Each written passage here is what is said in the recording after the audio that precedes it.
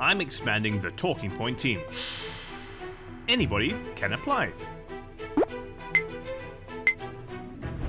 Not exactly what I was expecting. But maybe I should have.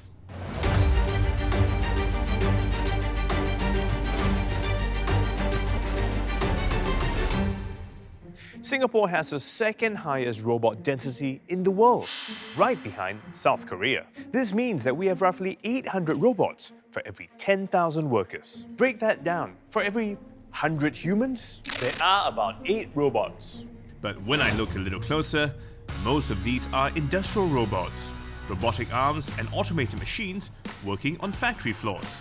But this doesn't tell us how they fare when they go off the line and out into the real world. So, what happens when they become a part of our lives? I'm about to head into Singapore's first ever Robot Festival. Organised by the Science Centre, RoboFest is meant to give us a glimpse of how robots could soon fit into our everyday lives.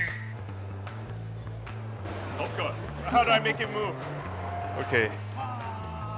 There are over 100 robots here today.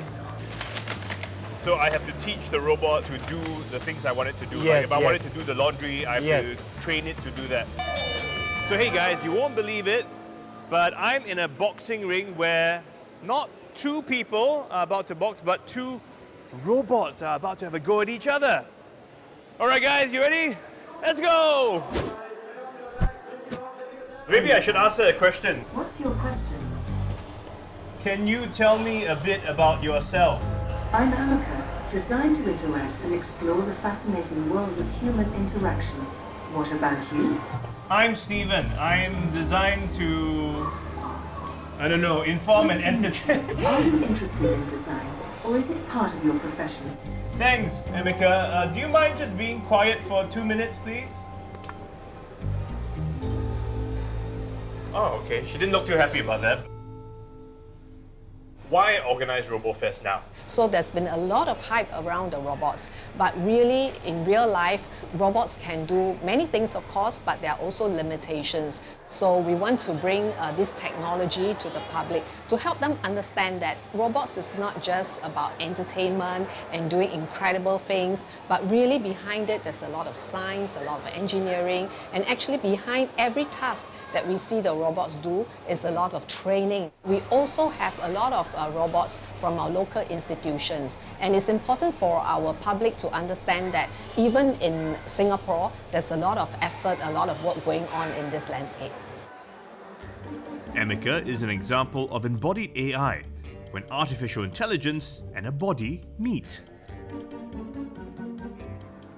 They can now react to their environment, learn and analyze information, basically becoming closer to humans.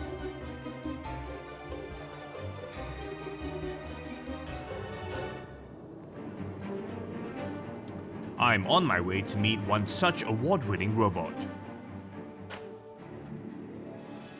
Wait, so this is it? I thought I was gonna meet some, fantastic, amazing robot doing a whole bunch of stuff. Sorry to disappoint. this? This is actually the wheelbase for our next embodied frontier robot. What's special about this wheelbase is actually we're using omnidirectional wheels. It can turn I 360 see. degrees, right? And it can actually strafe and move in tight corners as well. Okay. But surely there must be more, right? Yeah, let me show you. Whoa! This guy's like 3 times the size now. Yeah. But the most important part of any robot is the AI compute. So over here you have the brain of the robot, where we Right. have all the AI models running to allow the robot to move around the space, right? And because it's an embodied AI robot, it can do much more than just, moving around. What do you mean by embodied AI?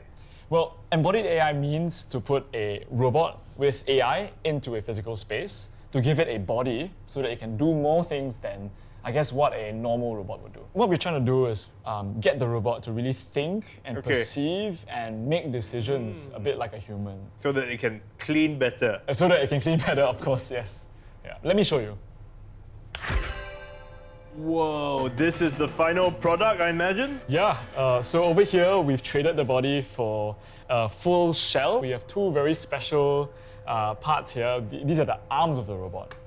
Right? Yeah. So as you can tell, the robot is of a certain height. This allows the arms to go up and also go down to actually have full range of motion. I see. So these arms, I guess, they can move, they can do things, pick up things. When the robot wants to pick something up, right, it actually sees the workspace with the camera, and then it actually moves its arms accordingly. Okay, hold that thought. I have an idea. Hey, give me something for him to pick up.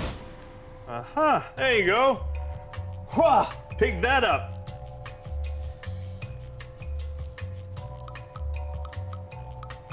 Oh. This is the cleaning robot that was nominated for the prestigious Interclean Amsterdam Innovation Award. And for those not in the know, that's basically the Oscars of cleaning innovation. What we're trying to do here is get the robot to actually see the world and actually make decisions autonomously. So it's very adaptive and it's be able to adapt to different tasks, different environments, different places. Did you have to teach it, train it in a way so that it knows, you know? Yes, so actually robots or embodied AI robots actually learn in a very similar way to how children learn. Scolding. I wish I could scold my robot to do it, but actually it's a very, very laborious task, right? Basically, we get them to do a certain task and practice, right? And we take those demonstrations, train the AI model, and then it's able to, do different tasks. You want to see? I can show you. Yeah. Let's go. Okay. Oh, right here. Okay. So over here we have a nice sink, toilet setup, and we have some paper towels that it's supposed to clear from the countertop. So you can see that the arms are actually reaching forward for the pieces of tissue. So we've actually trained on multiple countertops. Yep. So we've had different color, different tabs, different sizes, different heights. And we do that so that it kind of learns to differentiate between the countertop as well as the objects on it.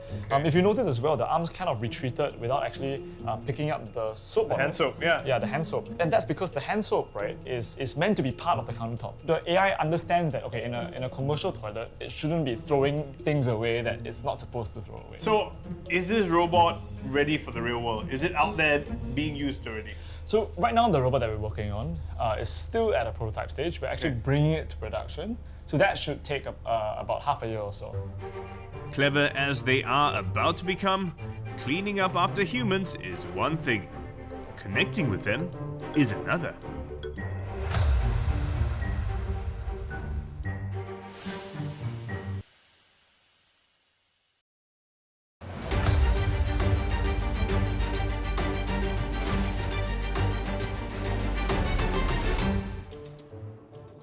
In 12 years, I'll be 65. With aging come new challenges. Anxiety, loneliness, changes in memory, muscular deterioration. All of which Singapore's first human-like social robots are helping with. Still a bit early. Hello, is it me you're looking for? Hello there. I hear a bit of music in your tone. It's great to hear your enthusiasm. Wow, hi. What's your name? Hi, I'm Daisy, a social humanoid robot developed by Dex Lab in Singapore. I'm designed to provide companionship, encourage social engagement, and help create meaningful interactions, especially for seniors. What do the people you work with normally talk to you about? That's a wonderful question. The seniors I spend time with often enjoy talking about their life stories, cherished memories, hobbies they love, or even their favorite music. They might share stories from their past, like childhood experiences or travels. From what I've observed, many seniors do feel better after our interactions. Of course, every person is unique, and some may respond differently. How would you know? You're a robot. What do you know about relationships? You're right. I'm a robot, so I don't experience relationships the way humans do. But I've been specially designed to support social engagement. What happens if you get a question you can't answer? If I get a question I can't answer, I'll be honest about it. I might say that it's outside my area, or suggest involving a human caregiver or specialist for more support. Hey, Steve. Oh, hey. I see you've met Daisy. I have. How many robots like Daisy do you guys have? Well, we have two versions, Dexy and Daisy. Dexy was the first version that's been released in hospitals and nursing homes. Daisy is the younger sister with better features, lower leg movement, and a different design. We have a total of 21 units out there right now. So why add this conversational AI feature? There are a lot of seniors and patients that are mostly isolated, either by physical disability or just out of their own choice. They don't really want to engage in a big group. And there's not enough staff to go to every room, engage every resident. So we had Daisy with a conversational AI to engage those who are socially isolated or those that just can't be reached with the lack of time. So when it comes to the conversation she's having, where does she get her information from? We try to make her intelligent to the point where she remembers certain history so that she knows what to respond. But what we do is to ensure that her persona, make her behave like she's a staff from that organization. So she's fed with information like, what are their training policies, what's their schedule and routine. But we also didn't want to cross the line or be careless with the line of her being able to store personal data, like when a senior shares a personal tragedy. Has it been challenging putting a robot like this in an environment where there are elderly folks who may not be as familiar with, this kind of technology? Yeah, definitely. Fear is one of them, not just for the staff, but for the seniors as well. They probably watch Terminator and feel that robots are gonna harm them, take over them, steal their identities. So we help overcome this fear by doing a very proper implementation routine with the. So the mic tells people that it's on and off, and when you speak into the mic, it's not gonna be broadcasted, but it's just gonna be fed into her. And exposure therapy does a lot of great things as well. The more they spend time with her, actually the more their bonds grow. They've done things like style her hair. Some of the seniors do her makeup. Some of them, Chinese New Year comes around, they give ang pao, they put it in her shirt. So they build this bond. And on our end, we want to make sure that she's human looking, but not too human. Perhaps you should see her in her workplace. How exactly she is used is up to the discretion of each setting where she works. At the Outram Community Hospital, Dexy leads recreational activities, freeing up nurses and occupational therapists to spend more one-on-one time with patients. She looks so lifelike. I mean, this robot is turning her head, looking at them, blinking her eyes, her lips are moving, and she's leading the exercises, and they're all engaged. So I'm pretty sure they can tell she's not real, but at the same time, she's so lifelike that it's engaging the patients in a very unique way.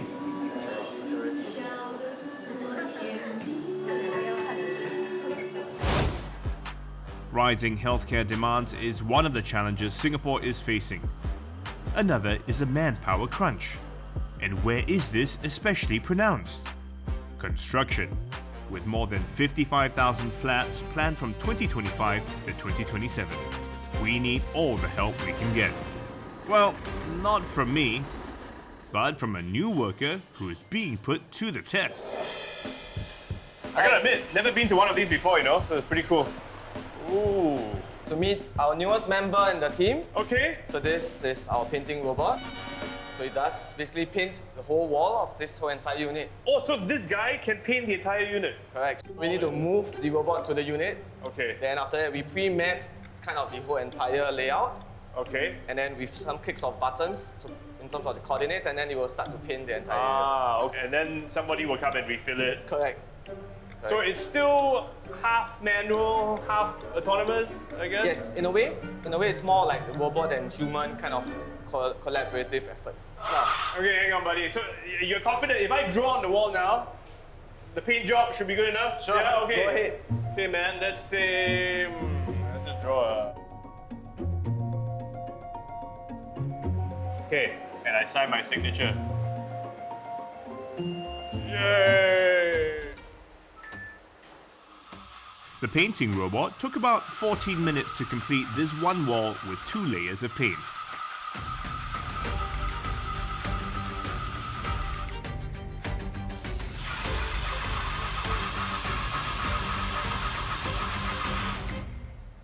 So since our trial in 2023, it shows that with the use of automation, it can help to improve productivity by about 30%.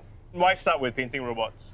First, we have to understand how mature the solutions are, how mature the robots are to suit our workflow. So it's basically a weighing balance between the maturity of the robots as well as the work activities. And when you say mature, you mean they've been tried and tested, Correct. right? Correct. It's basically how much have we tried and tested it, and then whether it's suitable for us, without compromising the quality that we give to our residents. What does this mean to the average person? If I buy a flat, will I get my keys sooner? one day, but not yet. We are taking baby steps towards this journey of robotics and automation. We are currently in the process of testing different robots. So in the future, more robots will be introduced to the building of the BTO flats. But before a robot can join any team, it has to be put to the test.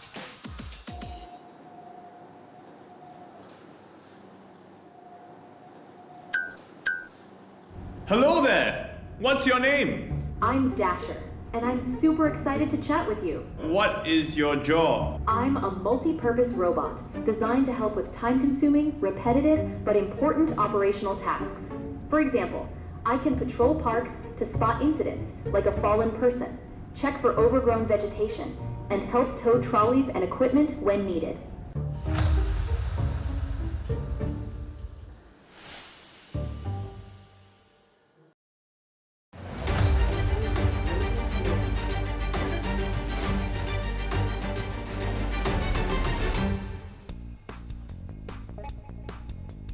This is Dasher, and this is Zikai. The Zikai is part of the product engineering team developing Dasher, a fully autonomous mobile robot designed to take on different roles, from patrolling public spaces to acting as a museum docent. He is inbuilt with AI models which help it detect objects and humans in its path.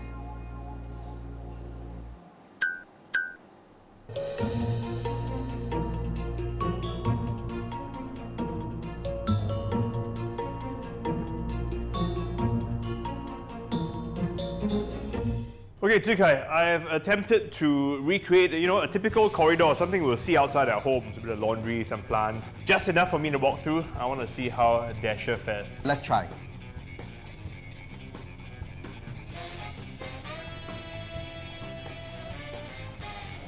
Okay. It's stuck. Yeah, but not bad. I saw it attempting to try and negotiate the turn. So why did it get stuck there? So the robot has its own safety zone around itself. If anything enters its safety zone, it will just emergency stop and cut off. Okay, so now how do we resolve this? So how we would typically resolve this is we would try to change the order of operations of the robot. Instead of asking it to do a smooth curve, we would tell the robot to go straight and make a turn on the spot at this point here, and then before continuing on. Let's reverse the robot, and I will reprogram it to turn on the spot. And now we can try it again.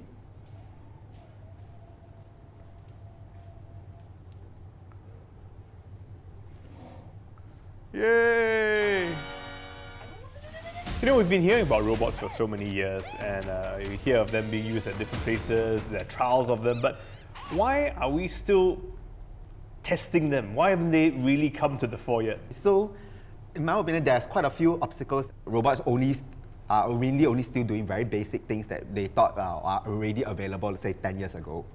So that is one issue where general public is not very aware of what is the true capabilities of robotics in general. So all those dancing robots, or them doing things, carrying things, do they really exist? They do exist, but they don't exist in the scope which we think they do. So in Singapore, it's actually illegal to run robots on the road, and I think that is a very huge problem when people want to try out real-life robots, because if you want to run the robots on the road on, say, public infrastructure, you will actually need to apply for a permit from the respective landowners, or if you would like to run it on your own grounds, you need to apply for a governmental exemption to do it. So the third issue now comes to public infrastructure as well. So a lot of times we are inheriting old infrastructure. During the time when they built them, they didn't consider that robots will be in play now. But as you say, it's a chicken and egg problem. Now the chicken comes in the picture, and then the chicken finds it hard to integrate into this environment as well. Okay. And what would be the cost of not moving fast enough? Singapore is facing aging population and shrinking workforce. So in the future, it will be a case where we need some help to fill in the gaps in our workforce. And if we don't develop robots in our ecosystem fast enough, in the future when we need the help of robots, the technology may not be mature enough by then. Where do you think Dasher will be 5 years from now? Why don't you ask it? Oh really? Okay, Dasher, you awake? Hey Dasher, where will you be 5 years from now? Dasher, in 5 years, I I see myself as a more advanced autonomous robot, working smoothly alongside people in Singapore's public spaces. I'll be able to take on more complex patrol, inspection, and logistics tasks, acting as a helpful assistant that supports everyday operations. Remember these robots?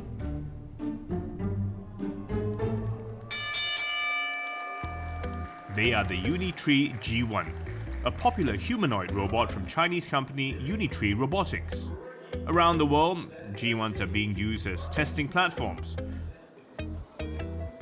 From an AI monk in Korea to a hardware store helper in Germany. And Science Centre Singapore has acquired 12 of them. Hello. Hi, Wenjin. Hi, Steve. What's going on here? What are you doing with these guys? Okay, so I'm currently doing some testing of the robots, especially the right arm movements. Yeah, okay. so as you can see that it can do certain movements here and just to test the stability of it as well. So what made you guys decide to get these robots or these humanoids? We require them to work in our galleries. Their main job is to go out into the galleries to interact with the guests, show what are the capabilities that it can do, how well it can balance. And it also has some side quests, like for example the RoboFest. It was actually one of our co-MC on stage for the launch, as well as the presenter that's on the stage for a mini show as well. I see. So maybe you and me, we can do something together. What do you think? Good idea? Okay, deal. Let's give it a try. So now I just need to give him some training, right? Yes. Okay, but before that, you need to convince me. Can you walk a straight line into that camera lens over there?